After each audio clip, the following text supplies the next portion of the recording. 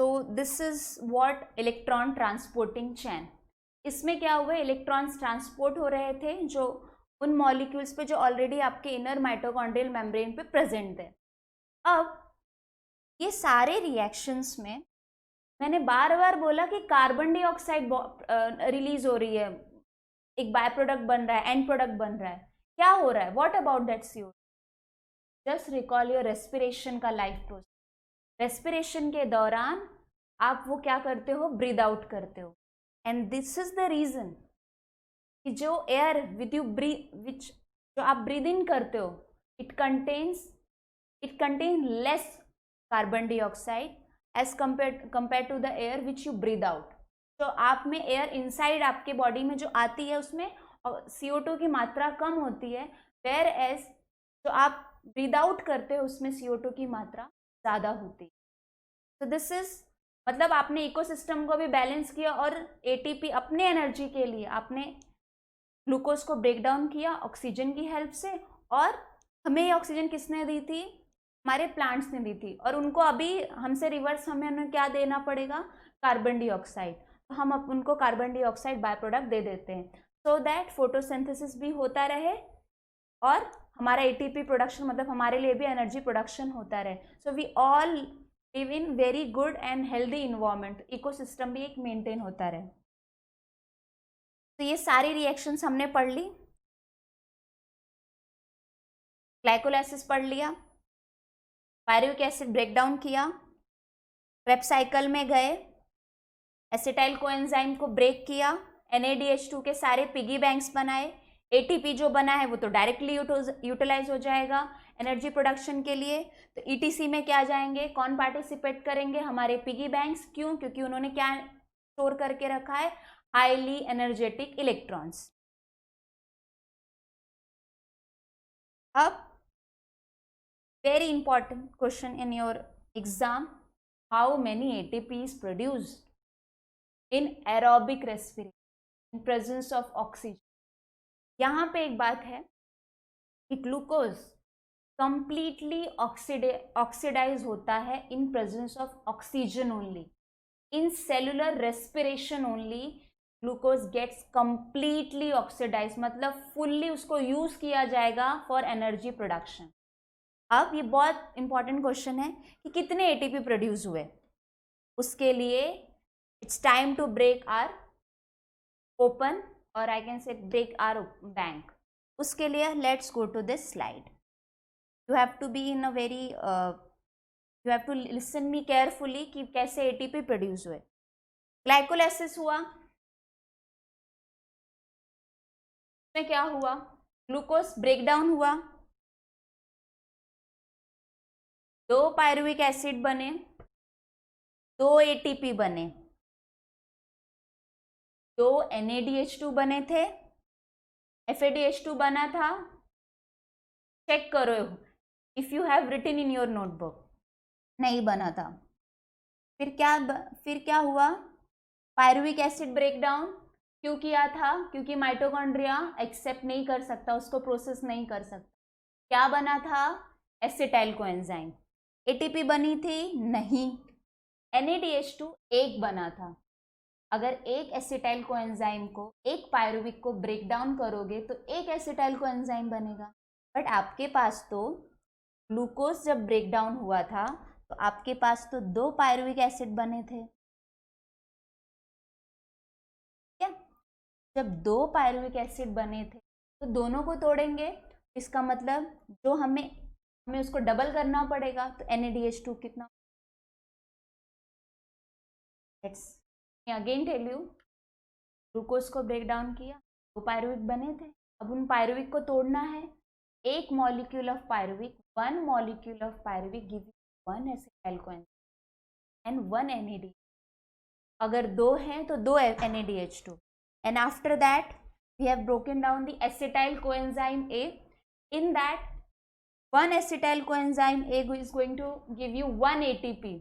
अगर 2 रहेंगे तो 2 ATP।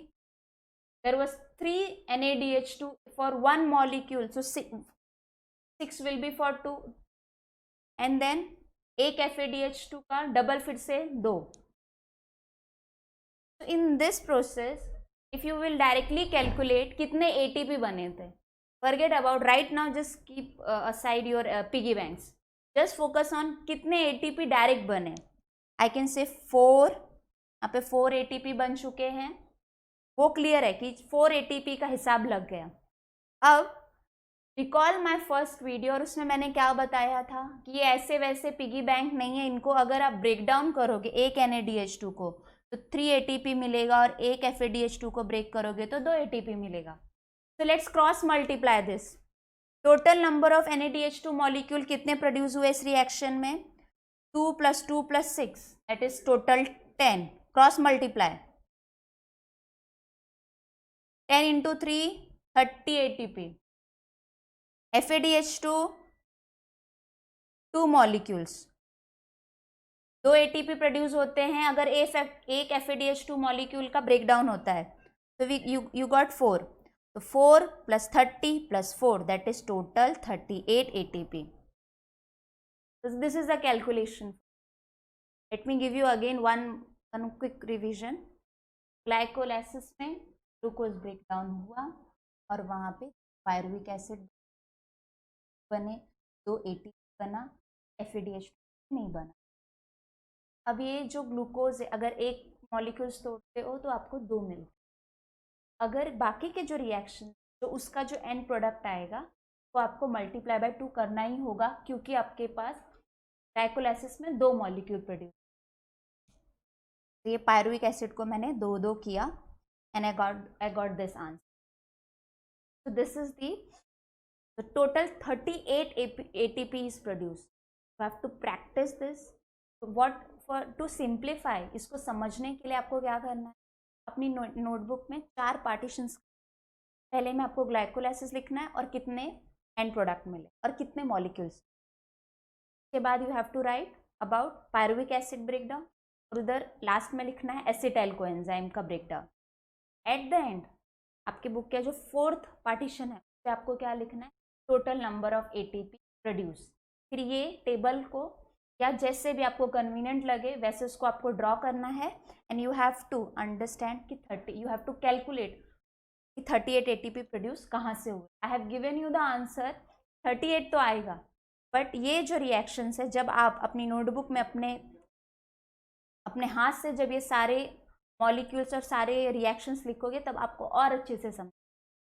So this is what we have learn glucose breakdown. Why I have taken this glucose only as an example? Because carbohydrate is an energy providing. So that's why today in this for energy production we have taken the example of glucose. You get the energy from lipids and proteins also. In that the process is different. मतलब वहाँ पे breakdown अलग तरीके से होगा, but फर्क क्या होगा, प्रोटीन को अगर ब्रेक डाउन करते हो तो मिलता है अमाइनो एसिड, लिपिड को करते हो तो फैटी एसिड, प्रोटीन को करते हो तो अमाइनो एसिड.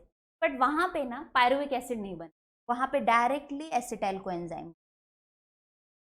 के बाद जैसे एसिटाइल कोएंजाइम बन गया, TCA क्रेब्स साइकिल होना स्टार्ट होगी एंड एट द एंड आपको एनर्जी मिल जाएगी और आपका एनर्जी प्रोडक्शन वहाँ पे हो जाएगा. ग्लूकोज में कार्बोहाइड्रेट का जब मैंने आपको एग्जांपल दिया तो हमने पहले ग्लाइकोलाइसिस देखा, फिर पायरुविक बनाया, पायरुविक को ब्रेक डाउन करके एसिटाइल कोएंजाइम बनाया, फिर उन सबको लेकर हम क्रेब्स साइकिल में गए और एट द एंड हमने क्या प्रोड्यूस की, energy.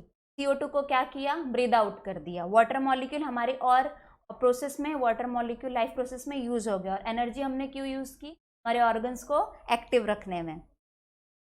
So let's take the revision. What we have learned today, we have learned glucose breakdown in presence of oxygen, that is aerobic respiration, cellular respiration. हमने सीखा, we have learned glycolysis first step, after that pyruvic acid का breakdown, then Krebs cycle, and उसके and में electron transporting chain जहाँ पे NaDH2 और FADH2 ने participate किया. वाई, बिकॉज उनमें हमने क्या स्टोर किया था, highly energetic electrons, and after that At the end, we have counted how many ATP are produced during all these three reactions or during aerobic respiration of glucose breakdown. Total 38 ATP was produced. You have to draw this reaction in your notebook and try to calculate the glucose try to calculate the number of ATP. Energy can be produced from protein and lipids also. Lipids में क्या होगा, वो fatty acids में पहले convert होंगे और proteins में क्या होगा, पहले अमाइनो एसिड्स में होगा एंड डायरेक्टली फिर वो क्या बना देंगे, उनमें पायरुविक एसिड नहीं आएगा, उनमें डायरेक्टली एसिटाइल कोएंजाइम आएगा और सारे reaction similarly as we have learned in carbohydrate. So thank you. Write in your notebook every reaction, ATP counting. Stay safe.